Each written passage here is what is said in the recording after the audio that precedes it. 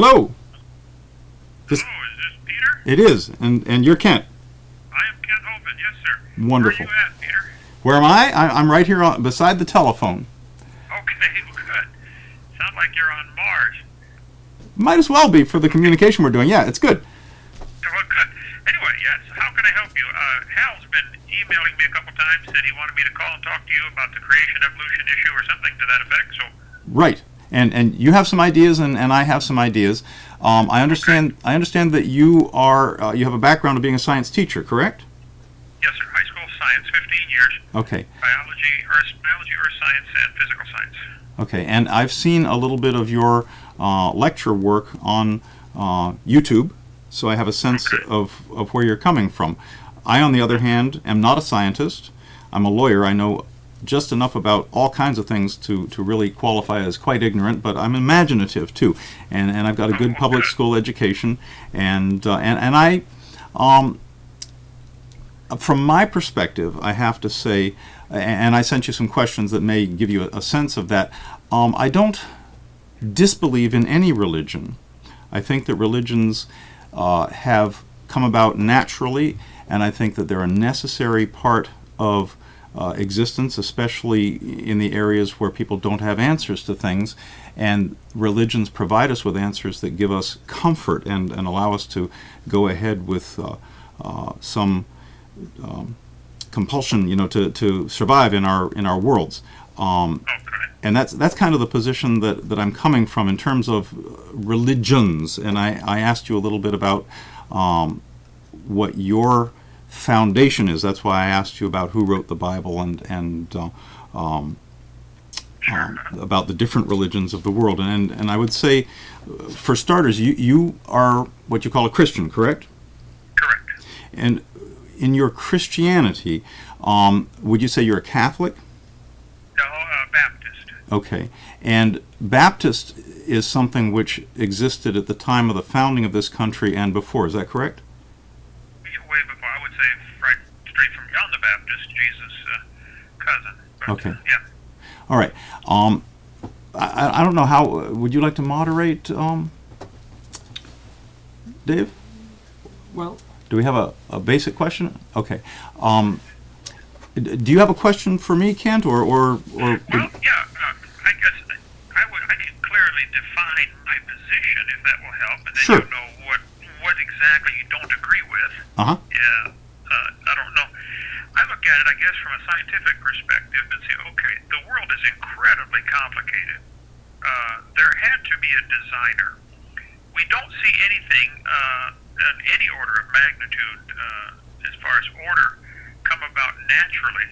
Nature tends to bring chaos over time. Things fall apart, degrade, degenerate. They don't improve and increase in complexity and order.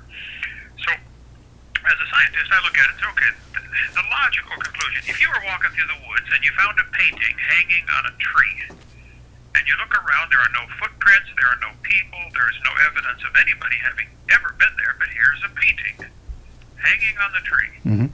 You would conclude there must have been a painter. Whether you can ever find the guy or not, the painting itself is proof of a painter. Or you can use the analogy, you go through the woods and you find a house, a building. The building is the proof of the builder. Whether you can ever find the guy or not, it right. sort of doesn't matter. Sure. So I think the creation itself is proof there was a creator because it is just incredibly complex. Now, to me, that raises the next logical question. Okay, I think there has to have been a creator. Now, who is it, and when did he do it, and why did he do it? And, does he have any rules I have to obey? And am I ever going to face him one day, or her, or she, or it, whatever you want to call this creator? Sure. Now, we have a Bible that is claiming to be the Word of God. It is claiming to be inspired by him. And Aristotle's dictum, 400 BC, Aristotle said if a man wants to criticize a document, the benefit of the doubt goes to the document, not to the critic. He must prove his point beyond a reasonable doubt. Can I ask a question? Sure. Is that exclusively the Word of God as you look at it, or is that one expression of God?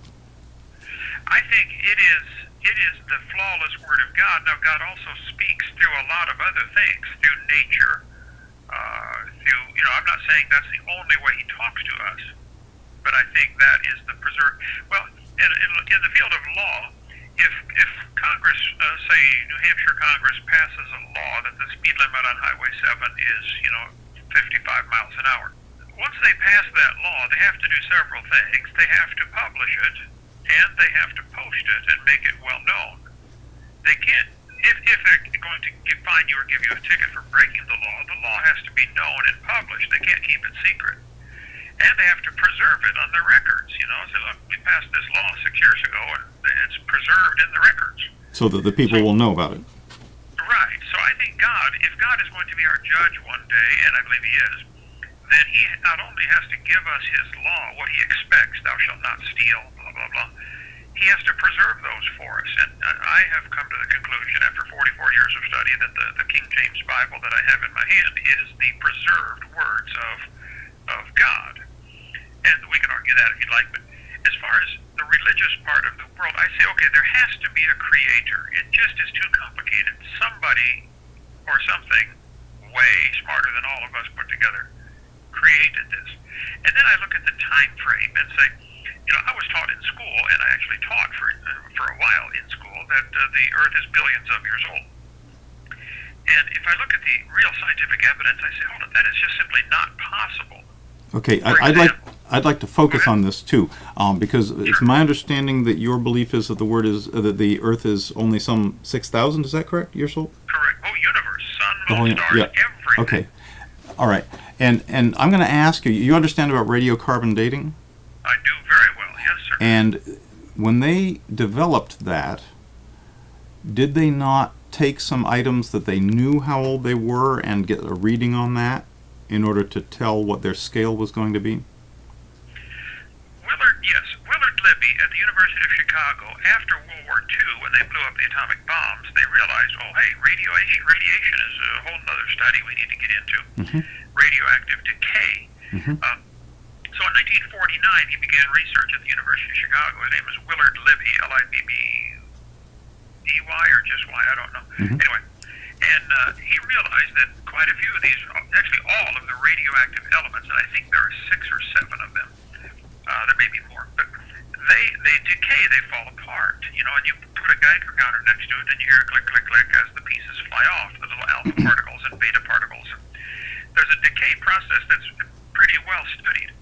And so they say, okay, if I gave you 1,000 atoms of, say, carbon-14, at the rate they're clicking on this Geiger counter, how long would it take till half of them are gone? And they have determined that the half-life of carbon-14, which is an extremely rare radioactive element, the half-life of carbon-14 is about 5,730 years, a little less than 6,000 years.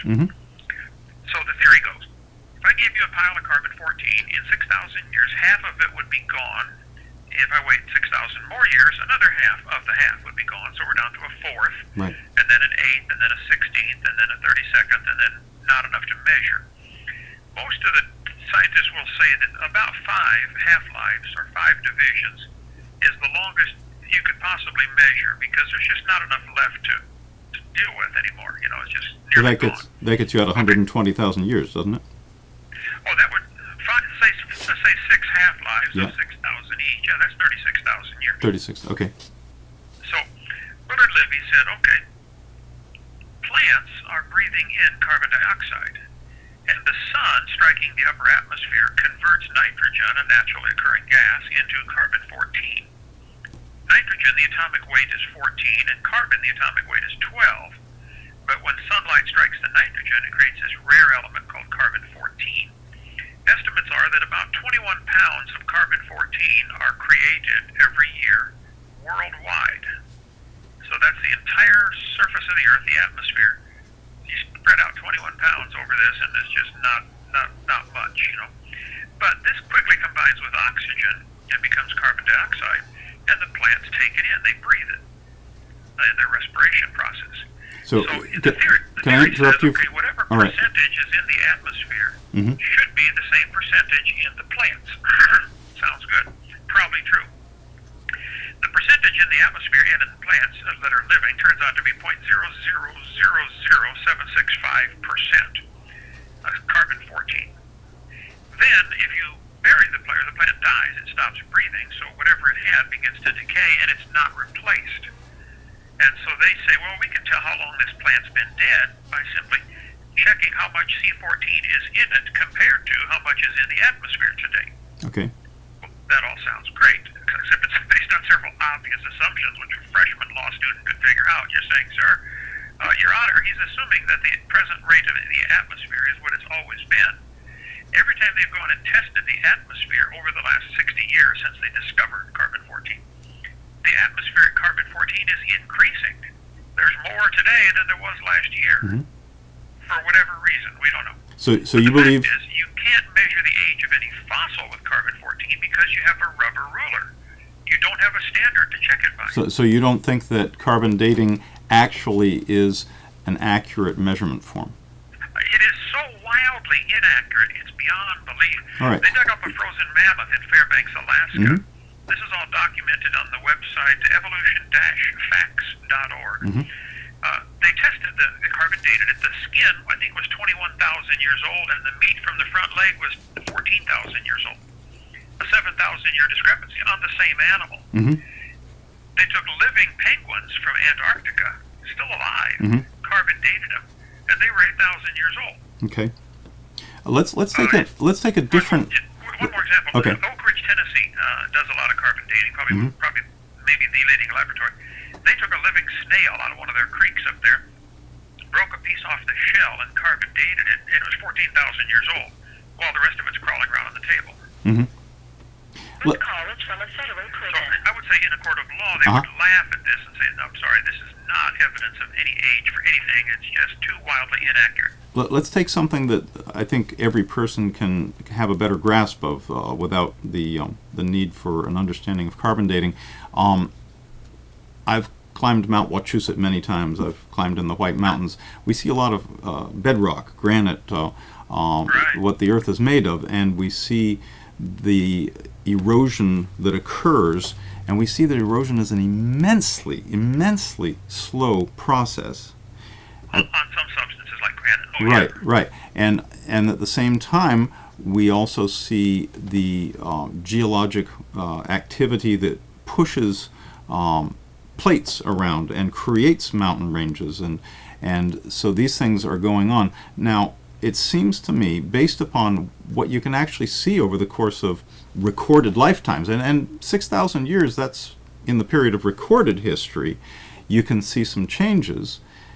I would look at those changes and I would anticipate more changes of the same sort, but at the same time I would be able to look back and say, because we know these kinds of changes have happened over recorded history, I can look at other geologic formations and say, then this was going through the same thing, but perhaps a much bigger or obviously a much longer erosion process. For instance, the mesas out west, or in Edinburgh you have Arthur's Seat, which was the center of an old volcano. It took some time for all of the rock around the cores of those volcanoes to erode away, and I think right there you can see an example of things happen over much vaster periods of time than just 6,000 years. You have evidence in mountain ranges in the United States of there being ocean floors. You find shell fossils high up in the White Mountains. Oh, I've got a bunch of them, I know. Yeah. I'll give you a website to look at. Dr. Walt Brown was a PhD in physics, taught at the Air Force Academy for years in Colorado, has a fabulous website, creationscience.com, where he deals with this exact question, the erosion rates, etc., mountain building. He's got a 200-page section in there. You have to incorporate into your thinking what a worldwide flood would do that the Bible says happened in the days of Noah. Not only the Bible, but almost every ancient culture, I would say every ancient culture, has a legend called a flood legend. Right. What type of law do you do? I do criminal defense, same as Dave. Okay. Yep. Well, you need to read 2Peter3.com. Read what happened in my case. It'll blow your mind.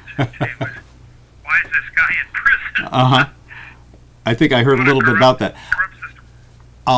Dave thinks that we should talk about homology and macroevolution, and he brings up the question of say large reptiles, dinosaurs, and whales, and how can such a huge change occur from species to species? Am I saying that right, Dave? In other words, you have a running dinosaur, and sometime later you have a giant warm-blooded mammal in the ocean with vestigial hands. Yeah? No, I understand the question, Okay. I think, and the issue. One thing, on the last topic, though, you talked about the erosion rates and mountain building. Okay. I think if you study what happened at Mount St. Helens, you'd find it very interesting. When it blew up in 1980, it blew 900 feet of sediments down into the river valley and blocked off the Little Toutle River. And 22 months later, the giant lake had backed up behind the mud flow, Yeah. mudslides. Yeah. And then it finally got deep enough that it went over the top, and topped over the dam. In this case, an artificial dam. No, natural Well, dam. what Was it? happened all naturally, right? Yeah. Okay. So it was a dam that happened through natural process, not a human-made artificial lake type. Yeah. Okay. Good. It happens even worse with human-made dams when Yeah. they fail. It's catastrophic. But this natural dam with the water, huge lake, little tiny creek. I mean, they call it a river. I call it a creek, But it backed up for 22 months. Finally, in the middle of the night, nobody knows for sure how long it took, but less than 9 hours, the lake completely drained. Once it started going over the top, it cut a notch, and then as the notch gets deeper and wider, the water goes through faster and faster. And then, of course, it picks up debris, and it becomes liquid sandpaper. It's not just water now. It's not only eroding, it's abrading. Right. And if it gets going fast enough, there's a phenomenon called cavitation, where it actually creates a suction on the sides. Propellers get that all the time in the ships, cavitation. Sure. Cavities. Anyway, it completely drained the lake, and it formed two canyons down the mountain that were 1,000 feet wide, 2,000 feet long, and 140 feet deep. And it did this through rock in less than 9 hours. Today, that Toutle River Creek runs through the bottom of those massive canyons, and if somebody came and said, oh, wow, this little creek made this canyon, they would simply be wrong. The little creek flows through the canyon, but it didn't make the canyon. Grand Canyon is a classic example. The top of Grand Canyon at the Kaibab Plateau is about 8,000 foot elevation above sea level. Yet where the river starts carving the canyon in Page, Arizona, it's less than 3,000 feet above sea level.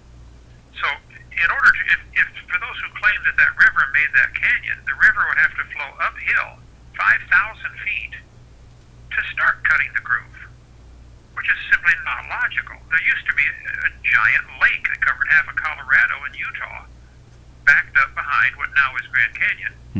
It flowed over the top, who knows when, and started cutting that canyon. And once that lake began to drain, it catastrophically carved that canyon, probably in a matter of weeks. Because we see examples where it happens all the time.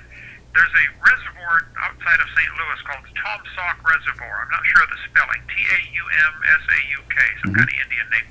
1960s, they built this massive reservoir on top of a mountain to hold water for the city of St. Louis.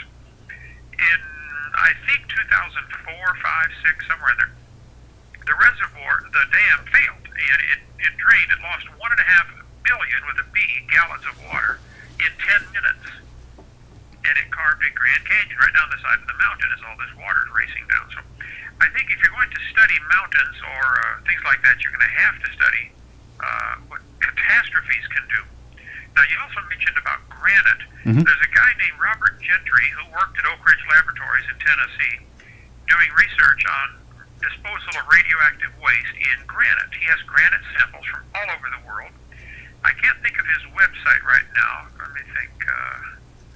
Robert Gentry, Gentry, Knoxville or Powell, Tennessee, somewhere around there. His book is called Creation's Tiny Mysteries, and it's the little radiopolonium halos that are found in granite prove that granite was never a hot molten mass. He does a lot of studies and research in there. He shows, like, if you melt granite, which New Hampshire is full of, and then you let it cool back down, it does not form back into granite. It forms a totally new substance called rhyolite, R-Y something, rhyolite. So nobody knows how granite was made. It's certainly not from a liquid molten rock. It is instantly created. And that's a topic you can search out with Robert Gentry's work. I'll think of the website. I haven't seen a computer in 7 years, so, but I forgot. Anyway, as far Okay. as dinosaurs, whales, etc., I think obviously to conclude, we used to have dinosaurs and now we have whales. Therefore, one came from the other. Is of course wouldn't hold up 2 seconds in a court of law. You say, Your Honor, you don't know these two are Well, related. they are very, very different steps off the phylogenetic ladder. But let me ask you this, Kent. Do you believe or disbelieve that that North America and Northern Europe were once covered by very, very vast glaciers? Oh, absolutely, sure. Clear down to Kansas City, Missouri. Okay. No question. But you believe that all happened in the past 6,000 years, not in hundreds of thousands of years? Oh, yeah, absolutely, yeah. Ice Age. There are examples today of glaciers moving really fast. I think the world's record that they've measured is 100 yards in one day. Glaciers, but usually they're considerably slower. I flew over Greenland. I've studied glaciers. I've climbed on them all over the place. Love that study. Taught earth science for years. Walt Brown's book on creationscience.com, his website, you can read the whole book online there, deals a lot with that topic also of the Ice Age. You know some examples of glaciers that move quickly. In general, though, glaciers are quite sedentary, right? Oh, some are totally stationary, not Okay. moving at all. And like you know some of the Mount- Greenland basins or the Antarctica. You know They Mount can't move. Monadnock? They only move in response to gravity. Right. And if they're not on a hill, they don't move. You know Mount Monadnock in New Hampshire? I've only drove up here in handcuffs, so I didn't see that one. But Okay, and it's called Mount Monadnock because a monadnock is a geologic term for a typical shaped extrusion of rock that is left after glaciers have been in an area. Are you familiar with that? Yeah, I'm 12 and a quarter miles from Mount Washington. I can see that every day as I step outside. I don't know that that's a monadnock. I remember coming from Quebec and looking back in the distance and seeing dozens of the same shaped mountains, and clearly something similar was all at work, and that was deposits or the rock left over after the glacier had gone through, all created by the same thing. So what you're saying is glaciation did happen very, very rapidly, much more rapidly than our science today believes. And I guess we have to leave it that I still stand by the very, very slow, in almost all cases, movement of the glaciers and the slow carving away of the lands. Yeah? Well, if you watch my video number 6, I deal with that topic, and you can watch it on YouTube or any number of places. It's called the Hovind theory. What forms the geology that we see of the Earth today? Christians and creationists like myself argue over the details, but they generally fall into 2 categories. I'm of the belief that the Ice Age is what actually triggered the flood to start. The Noah's flood about 4,400 years ago. And the other group would say, no, the Ice Age came after the flood because of all the climate change with the Earth. If the Earth had a different percentage of water as opposed to land, it would upset the wind and weather patterns and rain and blah, blah, blah. So anyway, Christians and creationists argue about that. Watch my video 6. That'll be the quickest way to get the long story on that. Okay. All right, on to whales. Yes. Love them. Now, whales are mammals. Agreed? Correct. How do we know that they're mammals? Well, that's, how do you know a pencil's a pencil? Well, Man gives definitions and names to things. They're and then they all warm-blooded. kind of agree with consensus. They have A live mammal, birth. The definition of a mammal is warm-blooded, gives milk, bears live young, Yep. and has hair. Yes. Those are typically characteristics of a mammal. Though there are a couple exceptions. Like the platypus. What is that? Right. Right. It has, So- it has hair and bears live young. But So whales, and I think it's very common that in their fins they actually have vestigial fingers, the bones of hands. Are you familiar with that? Well, that could be. I would agree that in the whale's flipper there are sometimes hundreds, certainly dozens of bones, and they're arranged in rows. And someone could look at that and say, "Oh, this is proof they had fingers." The other way to look at it is to say, "Oh, this is proof they're designed to be flexible." Because of all these bones and joints, they're incredibly flexible. It is not evidence that they used to have fingers. It is evidence that it could. I could argue just as well. Hey, this is proof the designer made it, and it does pretty good. The whale seems to like them like they are. They certainly work as flippers and very flexible flippers. For instance, for mating, whales, can't talk underwater. Well, they can't. I don't know. Maybe they can, but I think they can. have these flippers to Yep. clasp onto their partner. Sure. And they have to. Actually, the male whales have little bumps on their flippers that hook onto the female on their front flippers that hook on for mating. Now, in the whale's what we would call the abdomen area, there are little tiny bones. They're about the size of a hot dog with a bun. Maybe I've got them in my museum. And the argument that they give in the textbooks is that these bones in the whale's abdomen are proof that the whale used to have legs. When that is just an argument from ignorance. Those bones in the whale's abdomen area are very different from male and female in the whales, and they're designed specifically to hold muscles. They're a free-floating bone that a muscle's attached to. You have the same thing in your throat. The hyoid bone is a bone that's attached to nothing other than it's not attached to other bones. It's only attached by ligaments to allow you to speak and swallow and breathe. You have also your kneecap as an example. It's not attached to another bone directly. It's attached by ligaments. It's a free-floating bone. These bones in the whale's abdomen are designed to hold specialized muscles that allow the whales to reproduce. Some of the whales, the penis will be 15 feet long and weigh 300 pounds. And they have to maneuver this thing in the dark, underwater, with a giant tail in the way. And so, as opposed to humans, they actually can control the direction of their penis. And they have to be able to mate. And they could not without these little bones. So I agree that whales have little bones in their abdomen. I do not agree that that's evidence they used to be legs. I think they're very well designed for what they do, and I'm sure the whales use them as often as you'll let him. Okay. So I think what happens is people miss it. We see the same evidence, and we interpret it so differently. You see this in a court of law all the time. Here's the evidence, and the two different sides argue about how it should be interpreted, like the Zimmerman trial. You know?